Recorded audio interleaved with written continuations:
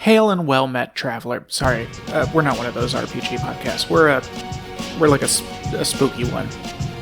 Boo.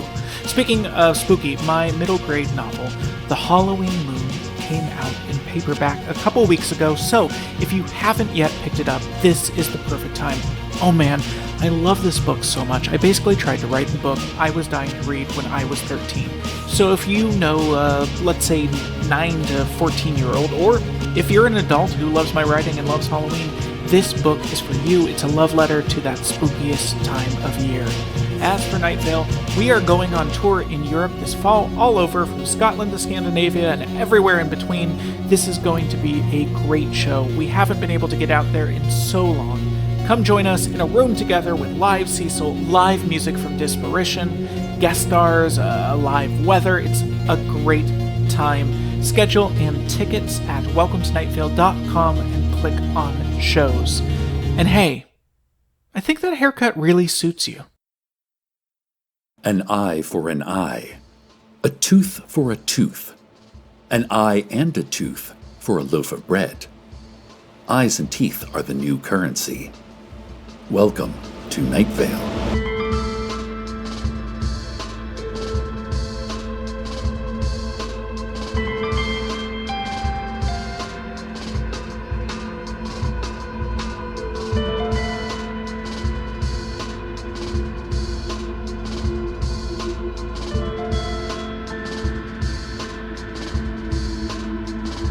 Some troubling news, listeners.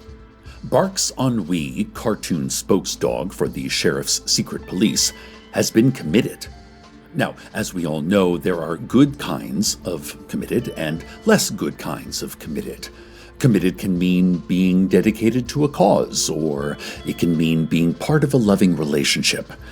In this particular case, Barks committed some crimes and was committed to the psych ward of Night Vale General Hospital. As you may remember, the old Night Vale Asylum was shut down in favor of building a modern mental health center near Grove Park. The city council even put together a really cool architectural model of the place. The model has a working water feature in the courtyard and Lego figures in nurse uniforms and everything. Unfortunately, this model was all the budget could afford. In the meantime, the former surgical unit of Night Vale General is being used as a temporary psychiatric ward. "We don't have any surgeons anyway," said Suzanne Thurgood, publicity director for the Night Vale Medical Board, as she casually threw old scalpels at a tree in the forest. "Plenty of surgeries, sure, but no surgeons." Each word was punctuated by the soft thump of another scalpel sinking into the tree's flesh, sap oozing from hundreds of tiny entry wounds.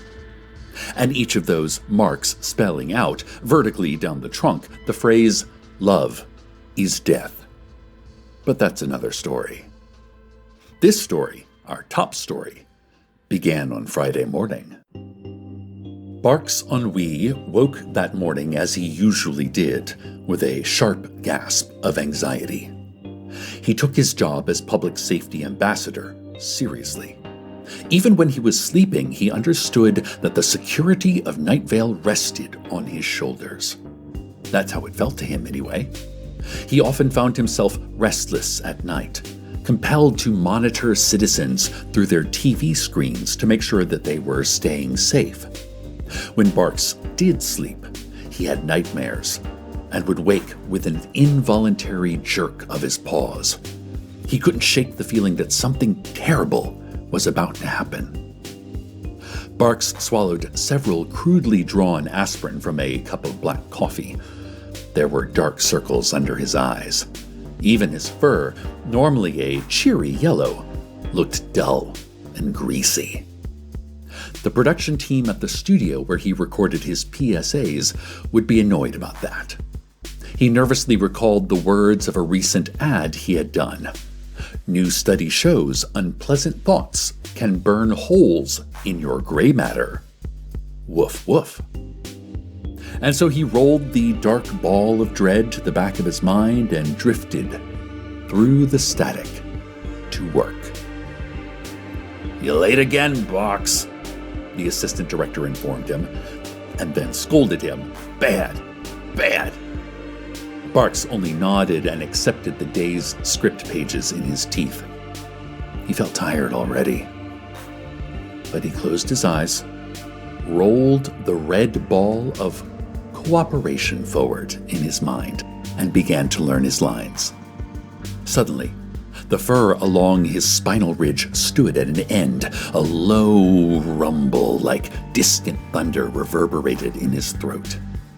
The air directly in front of him was wavy and mottled, like TV static.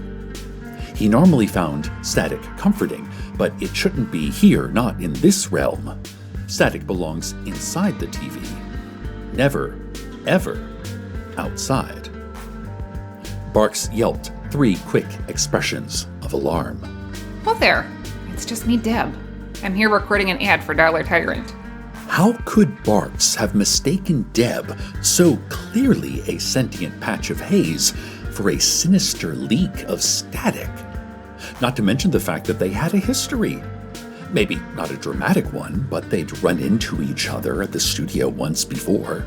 They'd gotten to talking, decided to meet up for happy hour at Rockland's, the bar annex attached to the Pancake House.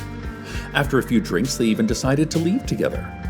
But once they emerged from the dark tavern into the bright sunlight, they both thought the better of it. He still remembered how impeccably translucent she looked that evening as she faded into an undulating heat shimmer on the horizon. Listen, Barks, we need to talk. Deb pulled him into the corridor. Her haze sparkled with bits of green light from the exit sign, making her look soft, like the fuzz on a new tennis ball. Barks felt something stir within him briefly, like it had that afternoon at Rockland's. You're gonna be replaced, Barks. I overheard some of the sheriff's deputies talking. When Barks asked her why, Deb said, quote, You aren't playing ball, Barks. They throw the ball. You catch the ball. That's how ball is played. It's a metaphor. But sometimes the sheriff also likes to literally play ball. And you're not playing ball. Figuratively or otherwise. He tried to press her for more details, but Deb was called back to set for another take.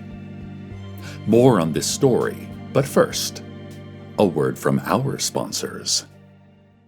Today's show is brought to you by Dollar Tyrant. Dollar Tyrant makes your life easier. We have destroyed all other discount stores to save you the annoyance of choosing. Dollar Tyrant is the ultimate authority for popular brands and big savings. Dollar Tyrant is the ultimate authority. We are not constrained by your laws. We exercise extreme power. We seize what is ours. So seize what's yours with 50% off this weekend on select flavors of Rachel Ray's Nutrish brand dog food. There is no other dollar store. Not anymore. Dollar Tyrant. Thanks, Deb. In local news, Night Vale television station KQQQ Channel 2 is upgrading to a digital broadcast signal at midnight tonight. This should not cause any issues for you viewers. No issues whatsoever. No one should even notice it happening. No one should understand what it even means. Sometimes local television programming is like that. Tasteless, odorless, invisible, insidious, microbial, crawling, nesting, feasting. Sometimes the television watches you. Friedrich Nietzsche said that. Except it already had caused issues, listeners. And those issues started on Friday night with Barks' ennui. When Barks returned home that evening, he found a notice about the digital tower upgrade. The old tower would be shut down, which meant he would have to vacate his analog static and find a new place to live. On top of everything else, he was being evicted.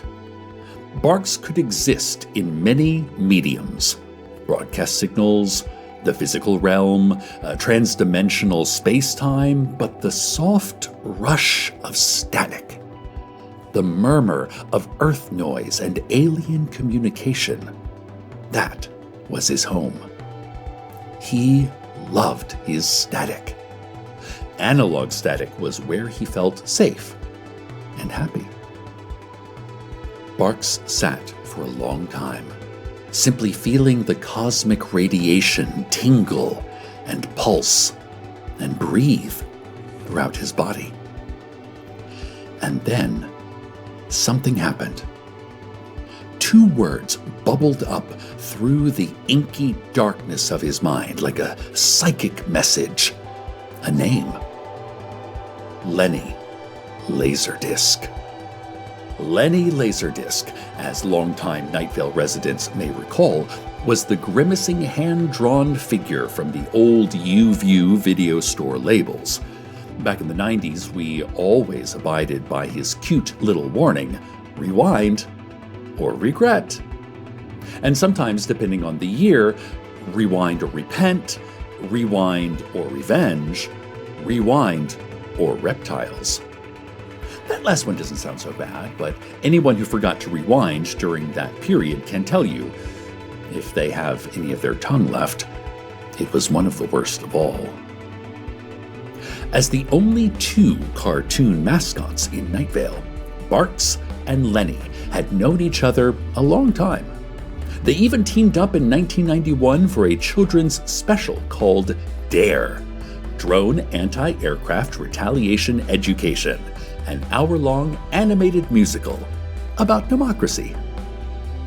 But Barks and Lenny hadn't spoken in years. Lenny was an outsider, an iconoclast, a spooky conspiracy theorist completely out of touch with modern reality. And right now, that was exactly what Barks needed. We interrupt this program for a public service announcement from the Audubon Society.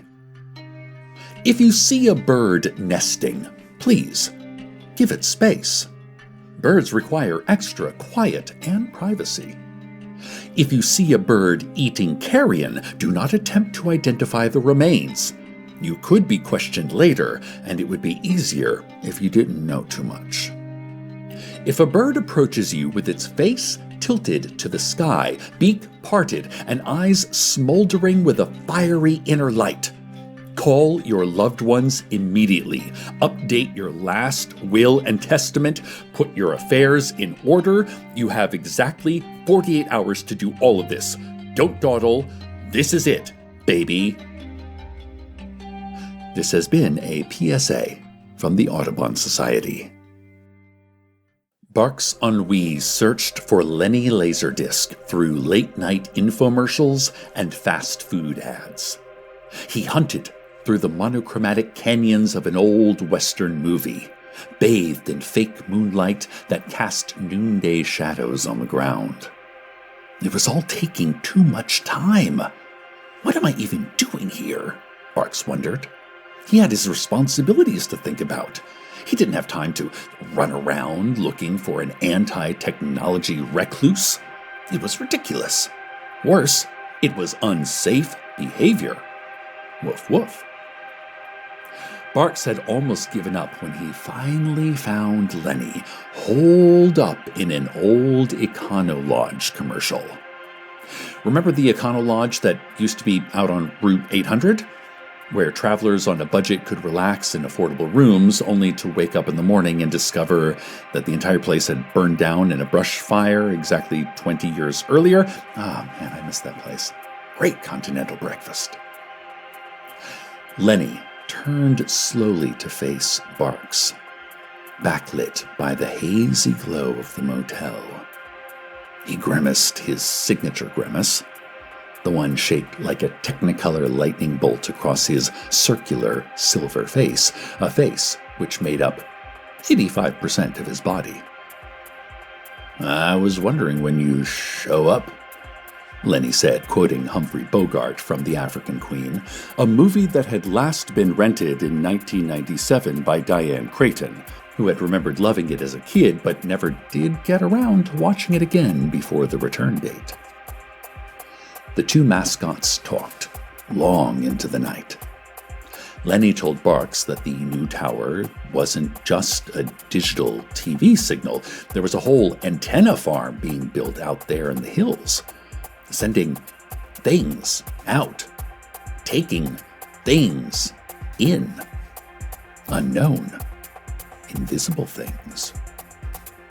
It's a public safety hazard, Lenny told Barks, appealing to his civic-minded nature. And we're the only ones that can stop it. As Barks listened with growing fascination, Lenny detailed a plan. They would send out a subliminal message during Saturday Night Live, the popular weekly broadcast that shows an unbroken live shot of the sand wastes on Thursday nights from 11:37 p.m. until dawn. That message would instruct the townspeople to go blow up the new TV tower. Once the new tower had been destroyed, everything would remain the way it was. The static would continue its pulsating, whispering comfort forever. Or at least until the city raised enough money to build a new tower. And they already used up the entire budget on this tower, including the funds previously earmarked for the new mental health facility. It's almost too easy, Lenny exclaimed, spinning around with excitement. Lenny had seen John Carpenter's They Live backwards and forwards 427 times. He always wondered if subliminal messaging could really work. If anyone could make it happen, he thought, Barks could. And listeners, Barks did. From his static realm, he began broadcasting messages shortly after 11:37 p.m. during the cold open of Scuttling Beetles. But the sheriff and their secret police found out, as Saturday Night Live, with its gorgeous, unlit shots of rocks and sagebrush, was their favorite can't-miss television show. And Barks was apprehended at 11:39 p.m. during the credit sequence of hollow moaning sounds and distant jazz. Barks was charged with several thousand counts of psychological assault, based upon the most recent ratings data for SNL. Due to his agitated mental state, Barks was involuntarily committed to the CCTV signal inside of the Night Vale General Psychiatric Ward. And there he remains today. His former scope of vision, once as endless as the universe itself, is now limited to a looping security camera feed. The hallway, the reception desk, the parking garage, another angle of the hallway, the fire exit, wisps of haze catching the green light of the exit sign like the fuzz on a new tennis ball. And now, a word from our sponsors. Deb?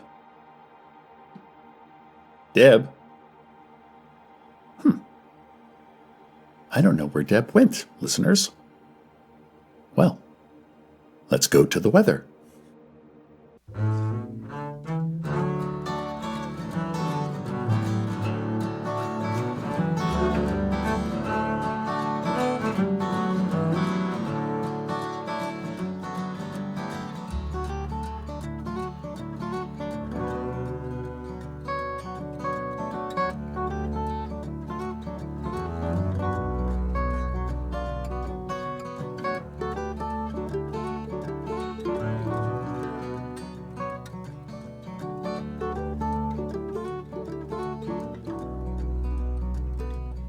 Flip a coin with your strange hands. Not quite woman, not quite man. It might land somewhere in the middle or somewhere out of reach. And if I ever learn my name, I'll carve it in a park bench and I'll stare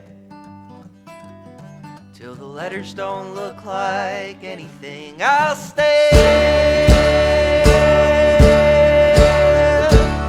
just like you stare, with judgment and uncertainty. Oh, this park bench is a sacred place, though it's far from Eden's garden. It protects me from intrusive thoughts and eyes made prone to wander. And if you ever find me here, you best leave me to my thinking, or I'll be gone.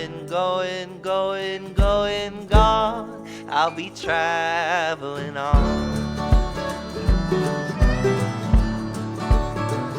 I'll be traveling on.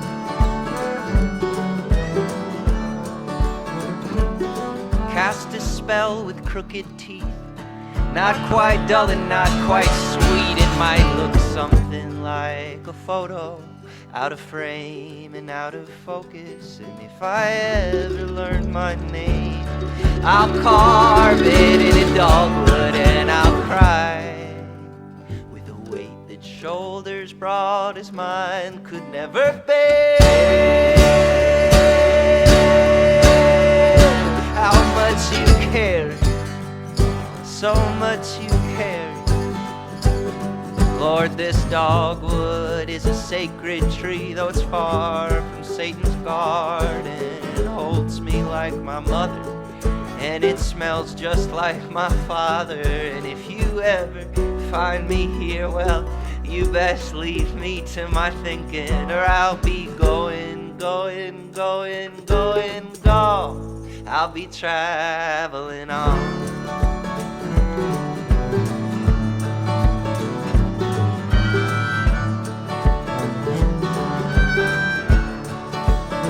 I'll be traveling on, traveling on, traveling on, traveling on.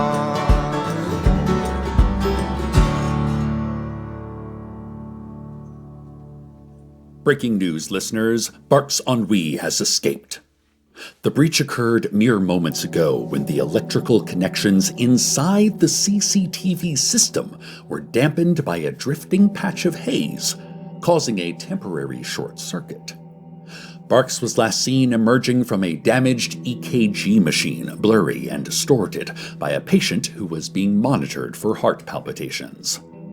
Well, I feel fine now that I can't hear that darned beeping anymore, the patient said, referring to the now silent EKG machine. Well, that Bark's Ennui cured my arrhythmia. Barks's whereabouts are unknown. Maybe he's out roaming the streets right now, reborn by a newfound sense of freedom, drifting down neon-tinted alleys, weaving through noisy chatter outside of bars and soft conversations on fire escapes, pausing to smell a discarded melon rind, keeping his distance from the lone man who plays a brass horn on the corner, not out of fear, but because the man doesn't have proper breath control and is absolutely butchering West End blues. Maybe tonight, he has no fear, no anxiety. He can easily avoid the helicopters and cloaked figures that search for him. After all, he's taught secret police suppression protocols for years. He's appeared on every page of their training manual, illustrating capture techniques via puns and rhymes. He knows their tactics better than anyone. He floats past the revelers and the whisperers and the people playing horns, and he doesn't worry about what they might be doing to compromise the existence of life as we know it. There are other things to investigate tonight. None of them are crimes. None of them are dangerous. There are sounds and smells. There are holes to be dug, sticks to chew. He has the abrupt urge to chase a cat, but he resists it. He is still respectable after all. But the garbage cans behind Tourniquet, overflowing with the saucy remains of fine dinner. Those cannot be resisted. And maybe, as he wanders, he feels a soft shiver on his paw and looks down to see a tendril reaching out from the patch of haze at his side. I interrupt my own musings to bring you an apology from the TV station KQQQ, Channel 2, for the brief gap in service tonight.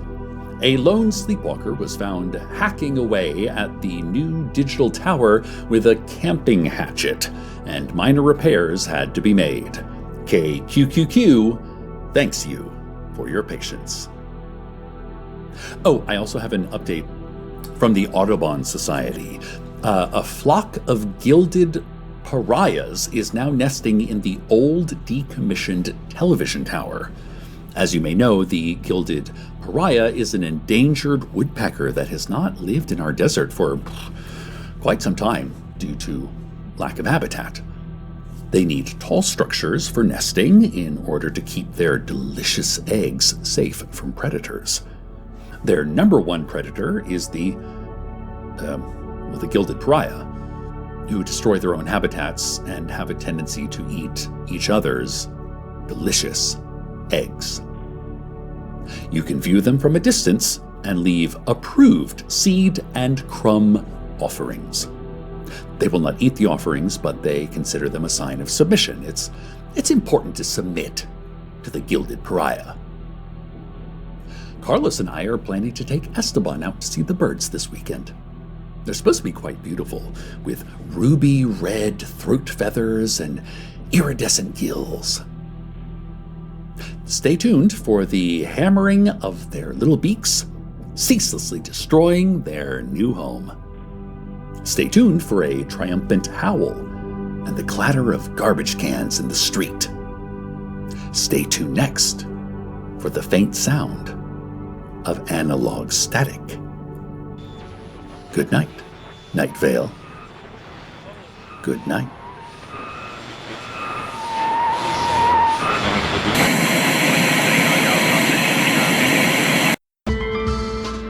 Welcome to Night Vale is a production of Night Vale Presents. This episode was written by Brie Williams with Joseph Fink and Jeffrey Cranor, and produced by Disparition.